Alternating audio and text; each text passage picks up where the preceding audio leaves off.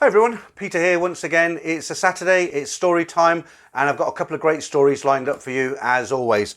All right, before we get into the stories very quickly, I'll just tell you I am live tonight. I'm doing a 2-hour live stream from 9 p.m, that's UK time.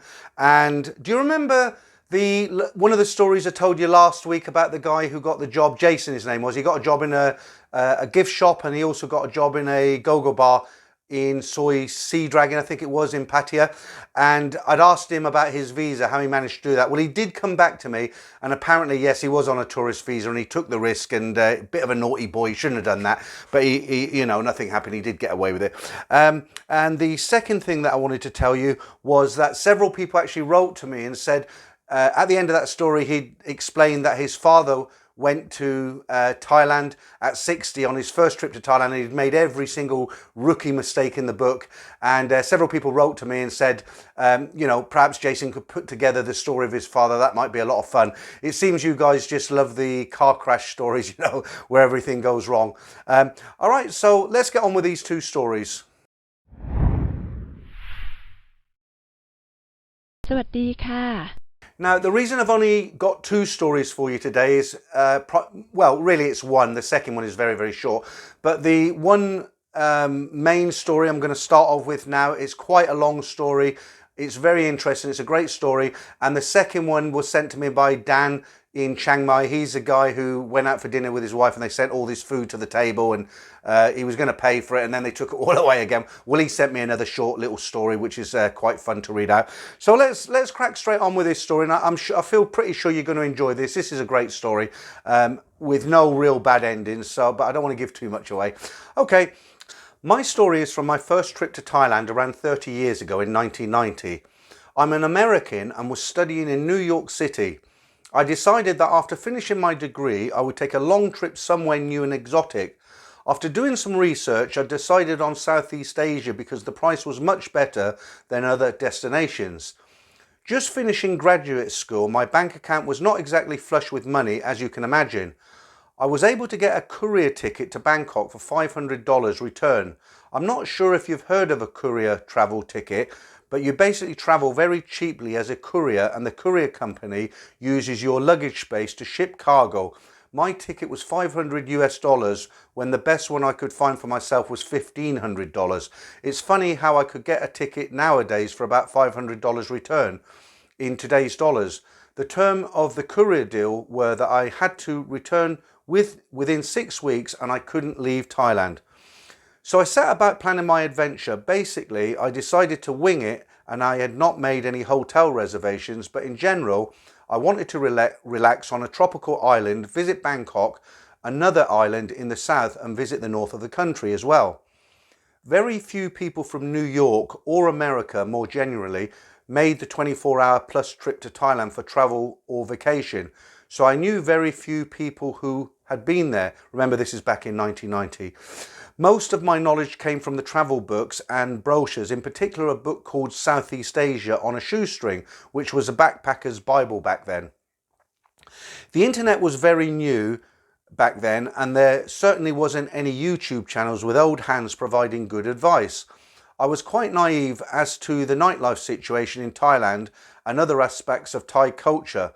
Most of the references to the nightlife in the book was about how one could easily get ripped off, so I made it a point to avoid places like Pat Pong and Soicowboy. Soy Nana wasn't around in those days. Personally, I was quite a handsome man at the time. Writing this story forced me to dig out some of my old photographs from my trip. I was also in very good shape from my weightlifting and powerlifting, though focusing on my doctoral theses did cause some flabbiness. That said, I was still in better shape than most men for my age. The story follows a relationship I had with a Thai woman named Fa, spelled F-A, that I met in Pattaya and had a somewhat rocky relationship with. I set off on my long flight to Bangkok, connecting in Narita, I've not heard of that, Narita, where the courier cargo was dropped off.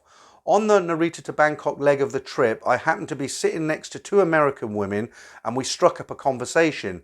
They were backpacking through Asia on their way to Nepal, and would only be staying in Bangkok for one night. We agreed to share a hotel room to save money, and at the airport found a room with 3 beds at the Miami Hotel, which is still there today and is located on Sukhumvit Soi 13. $21 for the room, so only $7 each person. No funny business with the ladies, it was all above board. It was about midnight after we checked in and we sat out to get some street food. We found a noodle store that had set up some tables and chairs on the sidewalk. It's interesting how the Thai shimmy up the electric pole to tap into the electrical lines to power the lights and the cooking equipment back then. Sukhumvit was a one-way street going east, I believe, no SkyTrain yet. But the crafty Bangkok tuk-tuk drivers carved out a single lane illegally going in the opposite direction. This led to a head-on collision just a few metres from where we were sitting behind a car, between a car and a tuk-tuk that was going in the wrong direction. As one of the American women I was with had just completed medical school, she felt compelled to assist and went over to the accident scene. But there was not much that she could do because the tuk-tuk driver was already deceased. Quite an introduction to Thailand. So the next morning, my American lady friends left for the airport and I set about travelling to Koh Samet. I mostly spent my time lying on the beach, drinking beer and getting massages from the sturdy women who plied their trade amongst the tourists. At the resort, I'd met a Frenchman named Pascal, and we talked over a few beers in the evening. He was heading to Pattaya the next day and suggested I travel there as well. He told me where he'd be staying, and it was within my budget. So since I was winging it, after staying a few days in Koh Samet, I was on my way to Pattaya. I checked into the hotel Pascal recommended. I didn't see him at first and left to wander about Pattaya, walking along the beach road and such. After wandering about for a while, it was clear to me that Pattaya did not have much from form of a cultural perspective, though there were plenty of ladies trying to pull me into the bars in South Pattaya. I was still fearful that a visit to one of these places would extract a large amount of money from me. I was naive. I was back at the hotel sitting in the courtyard having a drink when I was approached by a male hotel employee. He asked if I would like some female company. Now keep in mind that I'm completely naive here and thus proceed to ask how that would work. He said that for 500 baht a lady would spend time with me and that I could send her away after, or she would spend the night with me if I wished.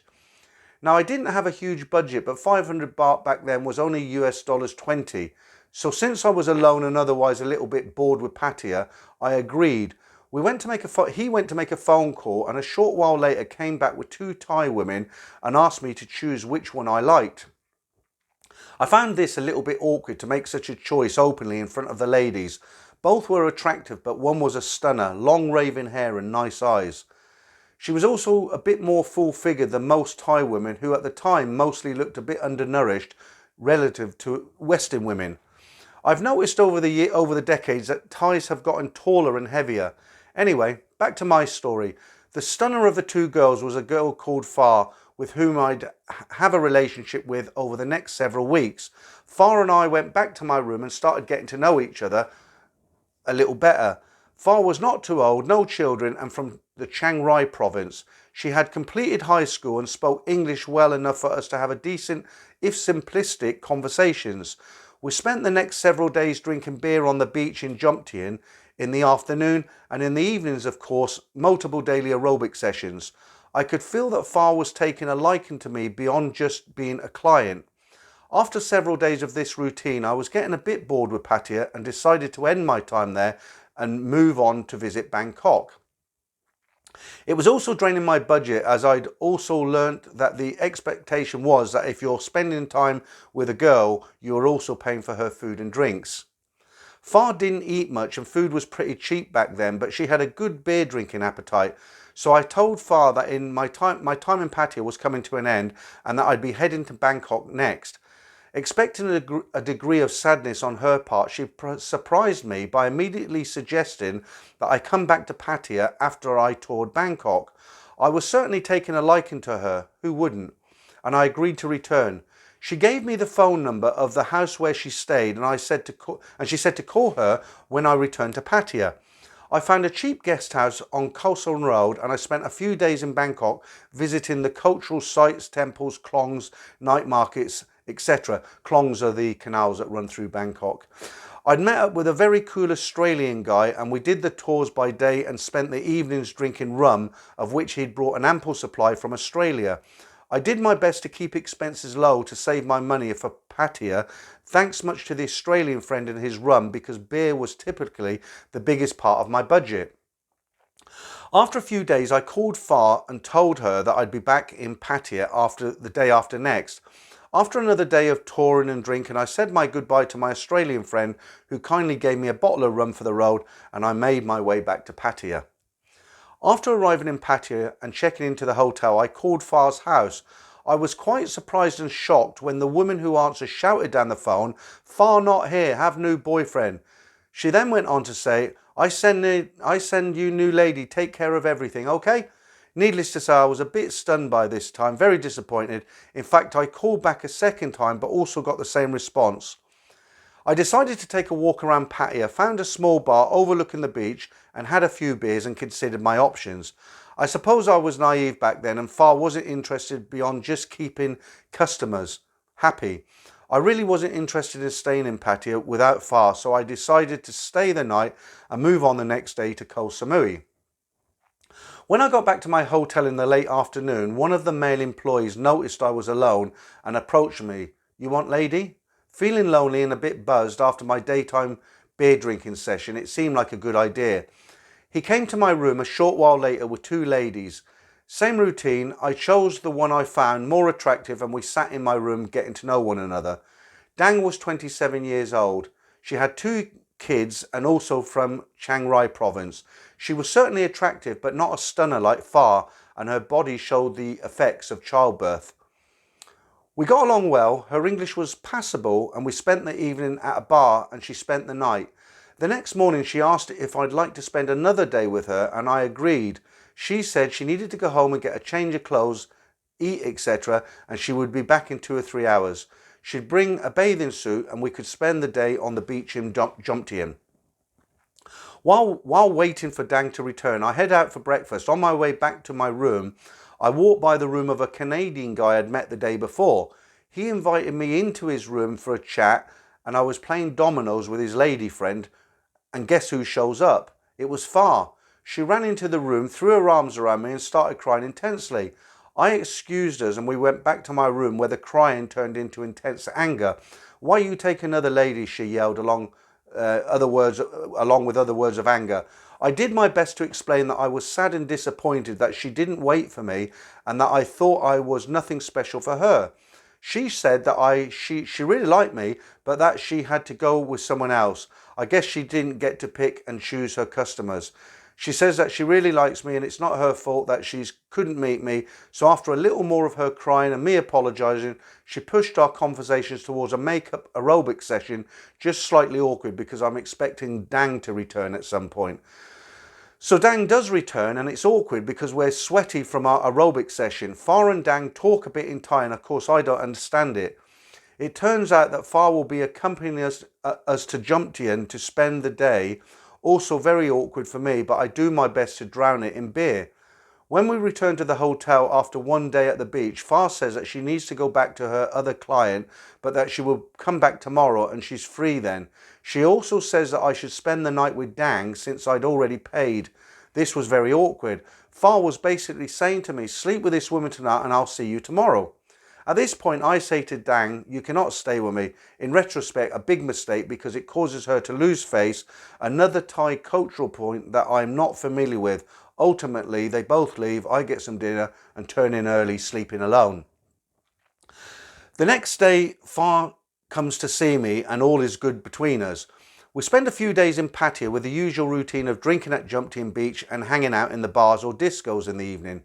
Then I tell her that I didn't come to Thailand to spend all of my time in Pattaya and that I'm planning to travel to Koh Samui for a few days.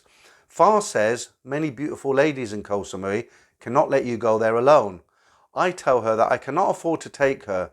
She starts to bargain down her daily rate and ultimately I say to her, "Okay, I can maybe pay your daily rate, but I can't afford your daily beer consumption." So of course I head down to Koh Samui alone.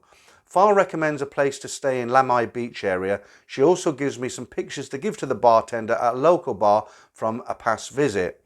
I fly to Surat Thani and take the overnight ferry to Koh Samui and check into the Lamai resort. After settling in, I head to the nightlife area and find the bar from Far's pictures. I have a few beers there. The nightlife area back then was much underdeveloped. A bunch of drinking kiosks right on the sand with one or two ladies working the bar who would play the usual bar games. I move over to one and meet a very cute and attractive Thai woman named Wan. Wan, that's spelt W-A-A-N. Wan is half Malay, half Thai, no kids, and speaks English very well, having spent time in Malaysia and Singapore. We play Connect 4, she usually wins. She is cool and enjoyable person to be with. At about midnight, one of her friends comes over and she informs me that they are going to the disco, which opens at midnight, and would I like to join them. I agree. We spend the night dancing and sweating at the disco. It's in open air, no air conditioning. I'm a little surprised as Wham pays for every other round of drinks. When the disco closes, we go to yet another small outdoor bar that's still open. Getting near sunup, I ask where she would like to go, and she says back to your place, meaning my place. We wind up spending the next few days together, enjoying each other's company. I was genuinely confused with Wan, wondering if she would ultimately want to be compensated for spending time with me, as she'd never mentioned it. I asked her outright and she was insulted, so we hang out, drink and have aerobic session until it's time to head back to Pattaya. My last night there, we say our goodbyes and I go to bed early. Get my wake-up call for the ferry back to Surat Thani. An interesting side story to my time in Koh Samui in the Lamai nightlife area was a small ladyboy cabaret show, and when not performing there was a good number of ladyboys milling about. One took a particular liking to me. She was a real stunner, drop dead gorgeous is a better description, in a white mini dress, long black raven hair and long tanned legs with high heels. She kind of stalked me around the nightlife area, inserting herself between Wan and me when we were dancing, throwing her arms around my shoulders and dancing very closely to me. I'd find her sitting on my rented scooter waiting for me at times. She apparently speaks no English but tells Wan how much she likes me. This is the ladyboy we're talking about now. But I tell her I'm not interested. On the day I leave Koh Samui, I had an early morning ferry to catch, so I'm riding the pickup truck to the ferry and it's making various stops. It goes through the nightlife area and stops close to an all-night bar. The sun is now coming up. My ladyboy friend is there looking as sexy as ever, sees me at the back of the pickup truck with my luggage and clasps her hands in front of her chest, tilts her head, frowns to express sadness at me leaving. She then walks over to the pickup truck in the sexiest way possible, throws her arms around my neck and plants a big wet kiss on me and turns and walks away without saying a word. Much to my surprise and to the shock of the others on the pickup truck, I don't have any interest in lady boys, but she made my loins stir at that moment, lol. So I head back to Pattaya and spend a few days with Far. Songkran, in brackets Thai New Year holiday, is coming up and Far informs me that she will be heading back to her village in Chiang Rai and invites me to come along. She and several other girls from Chiang Rai are renting a minibus to drive them and I can ride along since I'm kind of winging the whole trip. A chance to visit a Thai village and celebrate Songkran sounds interesting. I agree to go, however the day before we're due to leave for Chiang Rai, Far informs me that I cannot ride the minibus with them. Dang, remember her, is on the same minibus and refuses to ride with me. Can I figure out a way to get to Chiang Rai on my own, which starts my next mini adventure? Far gives me the address of her village, written in English, and I'm off to Chiang Rai. As some of your audience will know, trying to get an internal flight with 1 day's notice and the day before the Songkran holiday is a major undertaking. I was able to get a flight to Chiang Mai, but not Chiang Rai. I would need to take a bus from Chiang Mai to Chiang Rai. I arrive in Chiang Mai on the eve of Songkran. On the airport shuttle bus into town, I meet another American and we chat. At the bus station in Chiang Mai, I get a tuk-tuk to take me to find a hotel. But after about an hour or so, it's hopeless. We range from hostels to high-end hotels, but there are no hotel rooms in Chiang Mai to be found as it's Songkran. So I find a nice outdoor bar to spend time and consider my options and run into the American I'd met on the bus. A nice stroke of luck, I tell him about my lack of hotel room and he agrees to keep me company over a few beers. We wind up drinking until sunup, at which point I get a tuk-tuk to the bus station. I'm just going to cut in here very quickly, guys, to let you know, back in them days, the bars could legally stay open all night, and many times you could be leaving a bar at 6 o'clock in the morning and going straight for a buffet breakfast. It's all changed now. They have closing times, but if you're a bit confused why he's at the bar all night, that's the reason. So on with this story. I somehow managed to choose the wrong bus station, winding up at the one for the locals. No air conditioning, seated 5 across on non-reclining seats, versus the one for tourists with air, which are air conditioned, have large comfortable reclining seats. I feel bad for the Thais seated next to me because my naturally broad shoulders take up precious room, but of course they're kind and gracious and practice their English with me, even though I can barely stay awake. My head is flopping around like a rag doll most of the 4-hour trip. The bus arrives at Chiang Rai station, which in 1990 is a dusty, unpaved lot with lots of dirt in the air from all the traffic. It's probably 40 degrees and it's bone dry at this time of year. I searched the bus station for someone who speaks English, and it turns out the station manager is quite fluent.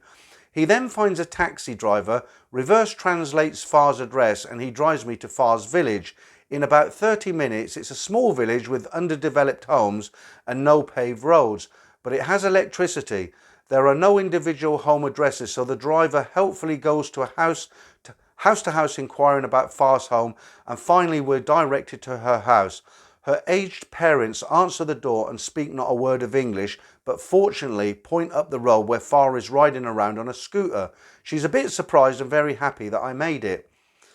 The village is in the middle of the Songkran festival. Far takes me to a number of her friends and relatives' homes, and everyone is happy to celebrate with a phalang, foreigner. There's plenty of beer and homemade gut rot rice wine to be consumed. Everyone wants to throw water on the phalang and in town. Later we go down by the river where much of the town is picnicking and celebrating as the phalang celebrity is in town. The little girls are blowing me kisses and several men ask me to come and have a drink with their families. I get extremely drunk and somehow wind up back at Far's house passed out. I'm just happy that I didn't vomit and embarrass her. We spend the next couple of days celebrating Songkran through a little more subdued, although a little more subdued after the first day's excesses. Sometime around this point, Far starts talking about me making a return trip to Thailand. I'm non-committal given my situation, but I tell her I'd love to come back when the time is right. She also mentions in somewhat broken English that she will get a passport and a visa so she can travel as well. I'm good with this. My time in Thailand is getting short and I need to check in with a courier company that sponsored my flight to Bangkok. Far informs me that there is one phone in the village, hard to imagine these days, and we go there and the phone is not working and there will be no repairs soon due to Songkran. The rule is that I need to check in with a flight with a courier company at least 3 days before my departure, so Far suggests we spend 3 days in Chiang Rai city and I can make the call from there. We say our goodbyes to Far's family, take the bus to Chiang Rai and check into a nice modern hotel. After shaving and showering with cold well water for 3 days, I'm pleased to be back to a modern bathroom with running hot water. We get cleaned up and spend time touring Chiang Rai and resuming our frequent aerobic sessions. It comes to the morning of my last day in Chiang Rai and Far and I exchange addresses. She's asking about my return trip and I tell her I'm not sure. We talk some more and it becomes clear that her expectation was that I'd return fairly soon, and when I do, she'd return to America with me, hence the passport and the visa. I tell her that I can't commit to that. Who can commit to a long-term relationship after just a few weeks? This makes her very angry with me and she storms out of the room with a harsh goodbye. Not wanting to separate on such a negative note, I chase her down the hall and she comes back to the room. More angry talk. She's very angry with me and with herself. After half an hour or so, she leaves for good. I was very sad for our relationship to end in such a negative way. I don't think I did or said anything to create such expectations, but perhaps again it was me being naive about Thailand, the girls, the phalangs. In retrospect, visiting her village was likely a signal of something deeper, but at the time I just didn't see it that way. I never heard from Farah again. After returning to the US, I did write her a letter and I got it translated by a Thai local translation agency, but never heard back from her. Quite depressed at this point, I head to the airport and fly back to Bangkok and check into the airport hotel. I plan to go to bed early for my early morning fly back to New York. I thought my Thailand adventures were over at this point, but there was one more interesting episode after checking into the airport hotel. It was early evening and I headed down to the hotel bar for a snack and a couple of beers. I sit at the bar, have a couple of beers and a snack and decide to pay my bill. As I speak with the bartender, a gentleman seated a few stools down from me looks over and says, "You sound like an American." I agree and he starts a conversation. We don't see many Americans down here, so he convinces me to have a couple of beers with him, his treat. He'd love to spend some time with an American, he says. We have a few beers and he tells me his story. He's a Vietnam vet who returned to the US to a hostile atmosphere for returning soldiers. He has trouble adjusting to life back in the US and fondly remembers his R&R time in Bangkok. He's actually getting a bit teary-eyed describing his post-war experience. So he moves to Thailand to be with the girls, and being from the Army Corps of Engineers during his wartime stint, he is able to land a great job making a ridiculous amount of money, 100,000 US dollars a year in 1990, building golf courses. He enjoys life in Thailand and now has a Malay wife who allows him to enjoy the Bangkok nightlife periodically. He's at the hotel to get a massage and spend time with his favourite Thai lady from the hotel spa. Yet another cultural shock for me that his wife allows this. Continuing over beers, I describe my various experiences in Thailand and being naive, he laughs at me. "Haven't you heard the song One Night in Bangkok, haha?" I told him I'd heard the song but didn't pay much attention to the lyrics. So I decide it's time to get to sleep, but he insists that we go to the hotel spa, sit in the hot tub and drink a couple of beers and get a massage from the ladies working in the spa. He will treat me, which is great because I've exhausted all of my money by now. We head to the hotel spa and after the hot tub we're asked to choose a lady for massage from a lineup of half a dozen or so. He picks his favourite number, 109. It's funny how I can remember such small details from that long ago. And I pick the one I find most attractive. I say goodbye to my new friend. My lady takes me to the hotel room where she gives me a bath, a massage and an aerobic session. I really didn't expect such a service to be offered at a respectable hotel. After my lady friend leaves, it's now about 3 a.m. and I need to leave for the airport. It might be hard to imagine, but at this point I'm actually getting bored with all of this. I just stay awake until 5, head to the airport at that point. I've never been good at sleeping on planes, but sleep practically the entire way back to New York, waking only to change aircraft at Tokyo. Such is the adventure of my first visit to Thailand, tremendously enjoyable, but certainly a cultural shock and a reverse cultural shock when I arrived back in the US. I hope your audience will enjoy my story. Well, I certainly did. I hope you guys did. But that's, that's quite a long story. And that's the reason why I've only got 2 for you this week. But as I say, they're not all car crash stories. I really enjoyed reading that the first time. Okay, so let's get into this second little story. This is quite fun.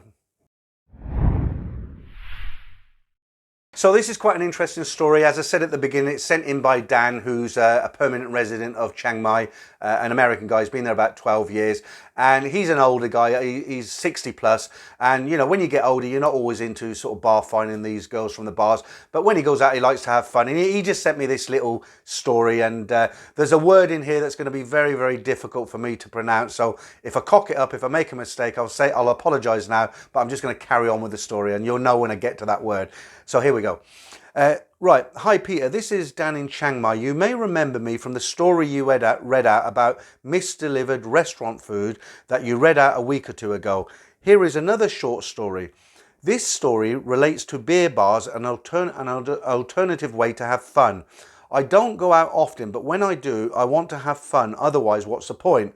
I am past the age where I want to bar find ladies and take them away from the bar. But that doesn't stop me from having a lot of fun in the bar. I'm sure most of your viewers understand that a woman working in a bar is not necessarily her first choice of employment. They are working in the bar for one reason: to make money. Once this is understood, the customer has a better understanding of what is hoped and expected of them. These ladies would rather be at home with their families, shopping in the malls or markets, or watching a Thai soap opera, rather than calling out to every handsome man trying to entice them into their bar and having a drink. Okay, here is one of my regular routines. I will go into a bar with a bunch of bored ladies staring at their phones. I sit down, order a beer, and I'm soon joined by one of the ladies asking for a ladies' drink. I will buy her a drink, and after the opening chit-chat, such as where are you from, how long have you been here, etc., then I jump into the game playing.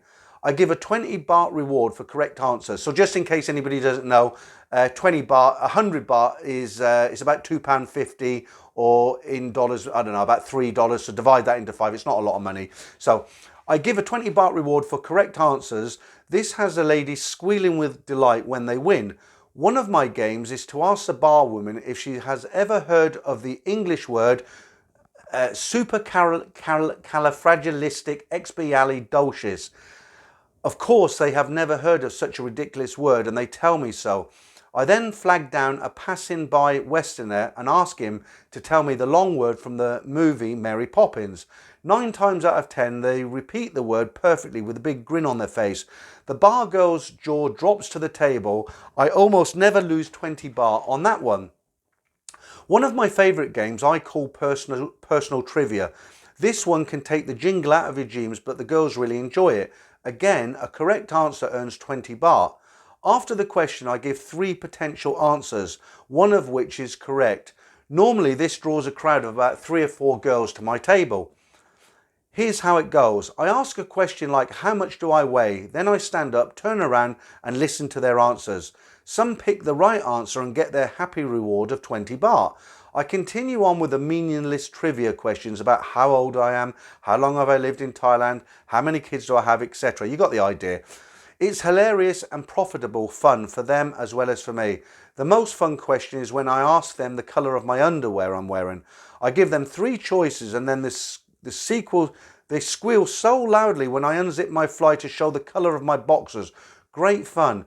Lesson here: you can have a fantastic time in a Thailand beer bar without paying a bar fine. Just be creative. So something a little bit different for you there. And yeah, I would imagine that'd be quite a bit of fun than just sitting there having a drink by yourself. Okay, so that's about it once again, guys. Getting a little bit low on the stories again. If you've got a story, please send it in. I'll change all the names as usual. And as you know, I'm doing the live streams every 2 weeks now. I will be live tonight. Just to date it, it's Saturday the 8th of May. I'll be live tonight. Then not next week, but then the week after. And of course, Simon and I do our live stream every Wednesday, 12 o'clock noon UK time. That's 6 p.m. Thai time. So hopefully you'll join us for that live stream. But before that one on Wednesday, I'll see some of you this evening, and it'd be great to have you come along and join in the chat. Until then, thanks for listening again, guys, and I'll catch you all later.